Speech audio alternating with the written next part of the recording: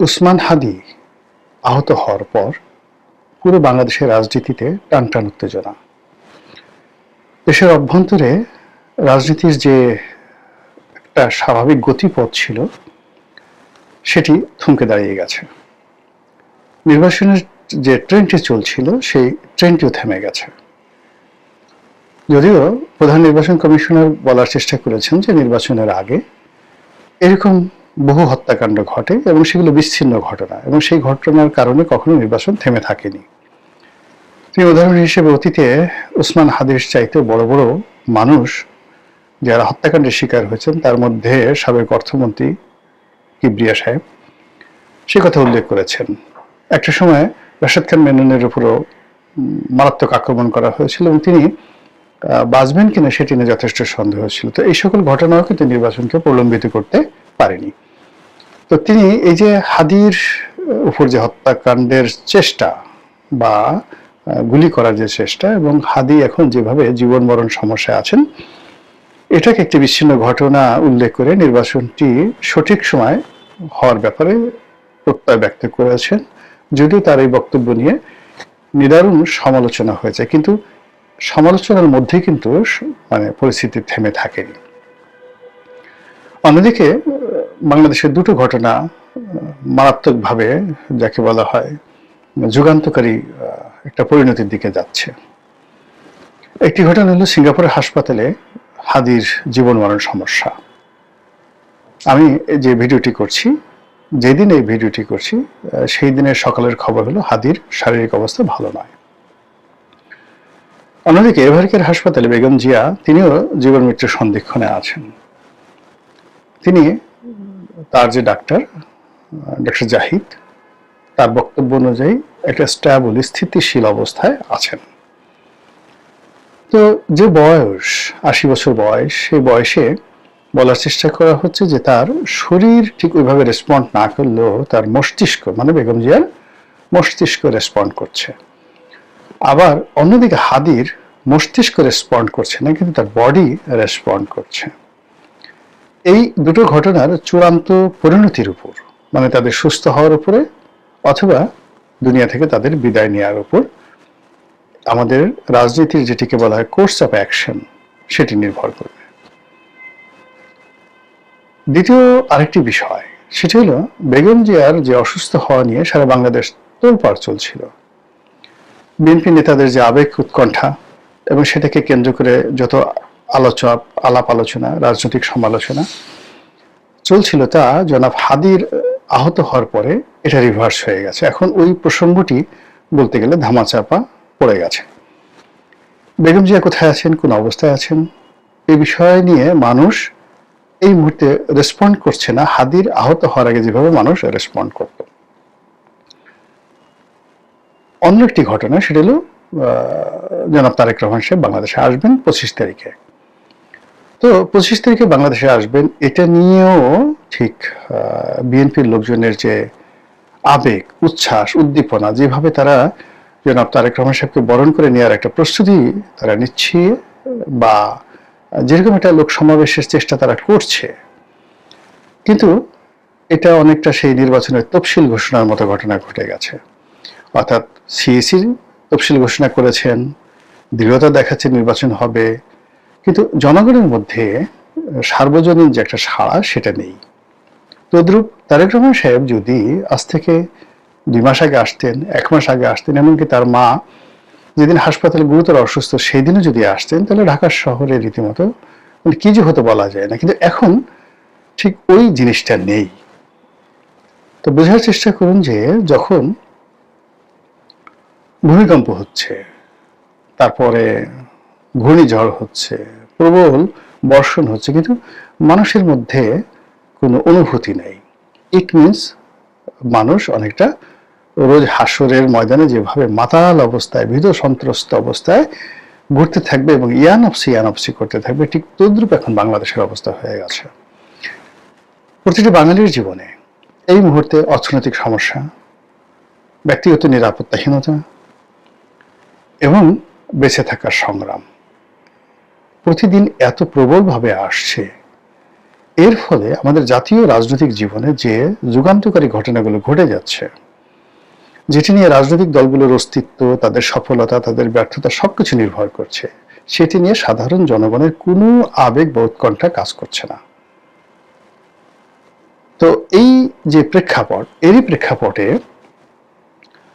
যেটি হচ্ছে, হাদির এই ঘটনা নিয়ে রাজনৈতিক যারা নেতৃবৃন্দের একটা অংশ, যাদেরকে বলে দক্ষিণ পন্থা, ধর্মভিত্তিক রাজনীতি যারা করেন, যারা বাংলাদেশে খেলাফত কায়েম করতে চান, যারা বাংলাদেশে ইসলামী হুকুমত কায়েম করতে চান, যারা মনে করেন যে ভারত আমাদের শ্রেণীর শত্রু এবং আমাদের যদি বাঁচতে হয় ভারতের বিরুদ্ধে লড়াই সংগ্রাম করে মাথা উঁচু করে আমাদেরকে বাঁচতে হবে।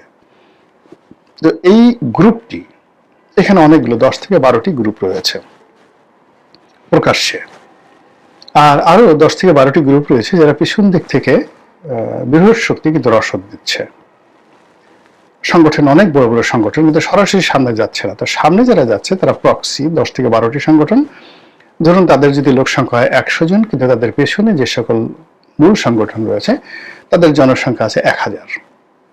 তো 100 জনকে সামনে দিয়ে 1000 জন পিছনে দিয়ে যে কাজটি এই মুহূর্তে করা হচ্ছে সেটি হলো নরেন্দ্র মোদীর 14 গোষ্ঠী উদ্ধার করা হচ্ছে, ভারতের উপর চাপ প্রয়োগ করা হচ্ছে, শেখ হাসিনাকে ফেরত দিতে বলা হচ্ছে, তারপর যে উসমান হাদির হত্যাকারী ভারতে পালিয়ে গেছে তাদেরকে ফেরত দেওয়ার কথা বলা হচ্ছে।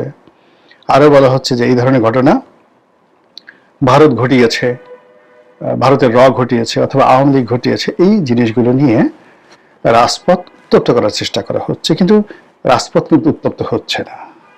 ওই যে বললাম যে মানুষের বহুবিধ সমস্যা, সেই সমস্যার কারণে তারা যেভাবে ঠিক বেগম জিয়ার স্বাস্থ্য নিয়ে, উসমান হাদির আহত হওয়া নিয়ে, তারেক রহমানের দেশে ফিরে আসা নিয়ে বা নির্বাচন নিয়ে, এই 4টি ঘটনা নিয়ে তাদের যে আবেগ এবং উচ্ছ্বাস থাকা দরকার তার 1%ও তারা প্রদর্শন করছে না। আবার অন্য সময় যেভাবে ভারত বিরোধিতা বাংলাদেশে মানে যে কোনো জায়গাতে একটা যাকে বলা হয় ছেড়ে দিলি মুহূর্তের মধ্যে সেটা বারুদ হয়ে যেত, সেটা এখন হচ্ছে না। তো ফলে এই যে যারা নেতৃবৃন্দ এই মুহূর্তে ইন্ডিয়ার বিরুদ্ধে বা ভারতের বিরুদ্ধে রিয়াকশন দেখাচ্ছেন, তারা অনেকেই হালে পানি পাচ্ছেন না, কিন্তু ভারত কিন্তু এটাকে খুব সিরিয়াসলি নিয়েছে। যেমন দুটো ঘটনা, ভারতের যে রাষ্ট্রদূতকে ডেকে পাঠানো হলো পররাষ্ট্র মন্ত্রণালয়ে, এটা এই সময়টিতে খুব যাকে বলা হয় একটা ব্যতিক্রমধর্মী ঘটনা। আবার অন্যদিকে একেবারেই ব্যতিক্রমধর্মী ঘটনা, সেটা হলো দিল্লিতে ভারতের যে নিযুক্ত বাংলাদেশের রাষ্ট্রদূত রয়েছেন তাকেও ডেকে পাঠানো হয়েছে। তো বোঝার চেষ্টা করি যে দুটো বিষয় একই সঙ্গে ঘটেছে, যেটা অতীতে এইভাবে কোনো সীমান্তের বিষয় নিয়ে বা অন্য কোনো দ্বিপাক্ষিক বিষয় নিয়ে, এমনকি 1971 সনে এরকম ঘটনা পাকিস্তানের জমানাতে ঘটেছিল কিনা আমি বলতে পারবো না, যে বাংলাদেশে ভারতের রাষ্ট্রদূতকে ডেকে পাঠানো হয়েছে এবং ইমিডিয়েটলি উইদিন 24 ঘন্টার মধ্যে আবার দিল্লিতে পাকিস্তানের রাষ্ট্রদূত ডেকে নেওয়া হয়েছে। এই ঘটনা ঘটেছে কিনা আমি বলতে পারবো না, বাট এটা এই সময়টাতে ঘটেছে। তো ভারত রিয়াকশন দেখানো শুরু করেছে। সেই রিয়াকশনের প্রেক্ষিতে যেটা হলো, ভারত তাদের দূতাবাস বন্ধ করে দিয়েছে, ভিসা সেকশন, এবং কোনো ভিসা ইস্যু করছে না ঘোষণা দিয়ে। অন্যদিকে রাজনৈতিক সংগঠনগুলো ভারতীয় দূতাবাস সেটা ঘেরাও করার কর্মসূচি দিয়েছে পরপর 2 দিন। তারপর তারা বলছে যে যদি ভারত তাদের দাবি না মানে তাহলে দূতাবাসের মধ্যে ঢুকে যাওয়া হবে। এবং এটা এক্ষেত্রে তারা ইরানের যে সফলতা অতীতে আয়াতুল্লাহ খামেনির জমানাতে সফলতা, সেই সফলতাকে তারা কাজে লাগাতে চাচ্ছে বা উদাহরণ হিসেবে ব্যবহার করতে চাচ্ছে। আপনাদের মনে আছে যে ইরানের বিপ্লবের পর তেহরান বিশ্ববিদ্যালয়ের ছাত্ররা তারা মার্কিন দূতাবাস দখল করেছিল এবং প্রায় 100 জনের মতো মার্কিন কর্মকর্তা কর্মচারী মানে ডিপ্লোম্যাট যারা ছিলেন তাদেরকে জিম্মি করেছিল, এবং এটা সারা পৃথিবীতে তোলপাড় শুরু করেছিল। কিন্তু ইরান একটু মাথা নোয়ায়নি, বরং সেই তেহরান বিশ্ববিদ্যালয়ের ছাত্রদের দাবি মেনে নিয়ে সেই জিম্মিদেরকে তারা উদ্ধার করেছিল। তো এটা যদি আমেরিকার মতো একটা রাষ্ট্রের ক্ষেত্রে ঘটতে পারে, ভারতের রাষ্ট্রদূত বা কর্মকর্তা বা এটা কোনো বিষয় না, মানে মনে করা হচ্ছে, আন্দোলনকারী মনে করছে যেখানে ইরান একটা যাকে বলে নতুন একটা রাষ্ট্র, সে 1980 সনে বা 81 সনে। তারপরে আবার আমেরিকা পৃথিবীর তখন পরাশক্তি, তো সেই তুলনায় ভারত আর বাংলাদেশের মধ্যে কি এমন অবস্থা। এই জন্য তারা এই মুহূর্তে ভারত দূতাবাসকে জিম্মি করে হুমকি দিয়ে ভারতকে ভয় দেখিয়ে তারা তাদের স্বার্থ বা দাবি আদায় করতে চাচ্ছে। এবং এটা আপনি যাকে বলা হয় অতীতের কর্মকাণ্ড যদি দেখেন ভারতের, তারপরে শেষে গ্লোবালি এই ধরনের ঘটনা যেখানে যেখানে ঘটেছে সেখানে তাদের সফলতার হার যদি দেখেন, সেই ক্ষেত্রে যারা এই আন্দোলন করছে তারা সঙ্গত করে ভালো কিছু আশা করতে পারেন।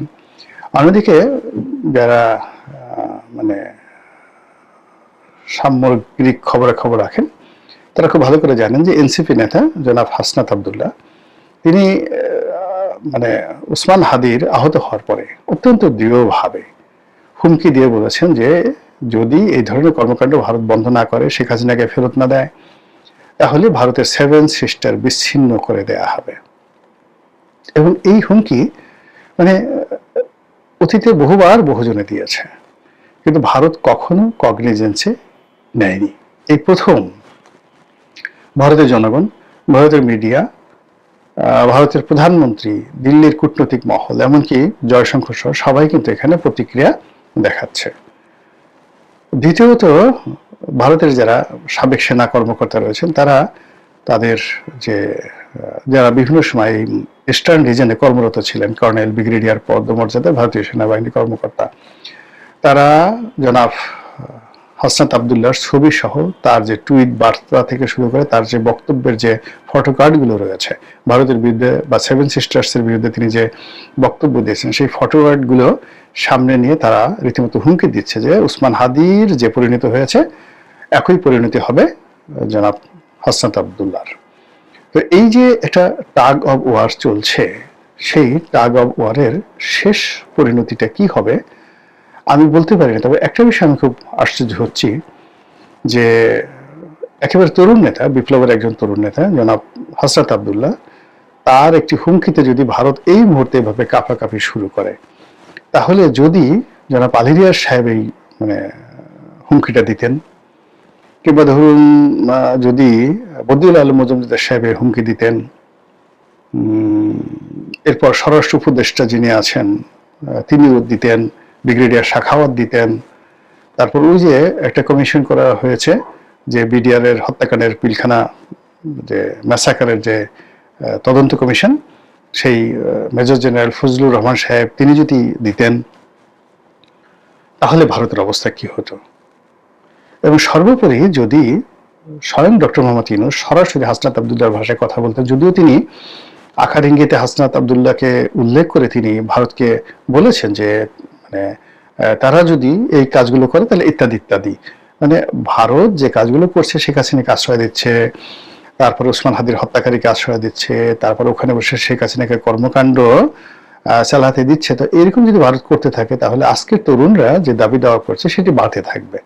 মানে উনি তো ওনার মতো করে, উনি তো জ্ঞানী মানুষ, বুদ্ধিমান মানুষ, তারপরে শেষে আন্তর্জাতিক খ্যাতি সম্পন্ন মানুষ, তার একটা ডিপ্লোম্যাটিক ল্যাঙ্গুয়েজ আছে, তিনি শান্তির দূত, নোবেল বিজয়ী, ফলে তিনি তার মতো করে যে বক্তব্য দিয়েছেন, আর সেই বক্তব্য যদি এখন তিনি হাসনাত সার্জিদের মতো ভাবে ডাইরেক্ট হইতে দিতেন, আমার কাছে মনে হচ্ছে যে দিল্লি মেজাজ ঠিক রাখতে পারতো না এবং একটা দুর্ঘটনা দিল্লি হয়তো ঘটিয়ে ফেলতো। এবং তাই যদি হয় তাহলে এই যে বর্তমানে বাংলাদেশে যারা মানে একটা পরিবর্তন চাচ্ছেন, পানি ঘোলা করতে চাচ্ছেন, যারা এদেশে আমেরিকানদের উপস্থিতি অনিবার্য করার চেষ্টা চালাচ্ছেন, যারা মানবিক করিডোরের কথা বলছেন, বন্দরের কথা বলছেন, অন্যান্য অনেকগুলো বিষয়, 50 বছর ক্ষমতার কথা বলছেন, 10 বছর ক্ষমতার কথা বলছেন, তারপরে যে সন্দেহগুলো হচ্ছে নির্বাচন বানচাল করার ক্ষমতা, এবং তা করার জন্য এই ভারতের সঙ্গে এখন যে কোনো ভাবে যদি একটু সীমান্তে হলে একটু প্রবলেম তৈরি করা যায়,